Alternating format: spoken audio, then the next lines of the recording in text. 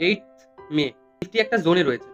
Nifty শুক্রবারের পর থেকে, ফ্রাইডের পর থেকে কিন্তু একটা সে নিজের একটা ভালো সাপোর্ট জোন বানিয়েছে, ঠিক আছে? যদি নিফটি 24,350 যেটা রয়েছে সেটা থেকে যদি নিচে পড়ে যায়, ঠিক আছে, তাহলে কিন্তু আমরা প্রায় একটা 150 পয়েন্টের একটা মুভমেন্ট দেখতে পারি নিফটিতে, যদি নিচে চলে আসে।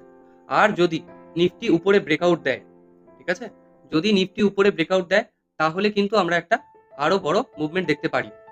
এবারে তার সাথে রয়েছে ব্যাংক নিফটি। ব্যাংক নিফটির কিন্তু মেন যেটা রেজিস্ট্যান্স রয়েছে 54,700টা সে ক্রস করে, তাহলে ব্যাংক নিফটি যেহেতু লাইফ টাইম হাইতে রয়েছে, তো ব্যাংক নিফটি কিন্তু নিফটিকে উপরের দিকে নিয়ে যাওয়ার সম্ভাবনা বেশি। আর নিফটি যদি 54,200 যদি ক্রস করে দেয়, যদি নিচে চলে আসে, তাহলে কিন্তু সাথে নিফটিকেও নিয়ে আসবে। তো বুঝে গেলে কি বলতে চাইলাম। চলো ট্রেড করো। আর একটা কথা সবসময় মাথায় রেখে দেবে, মার্কেট কিন্তু শয়তান আর টাইম কিন্তু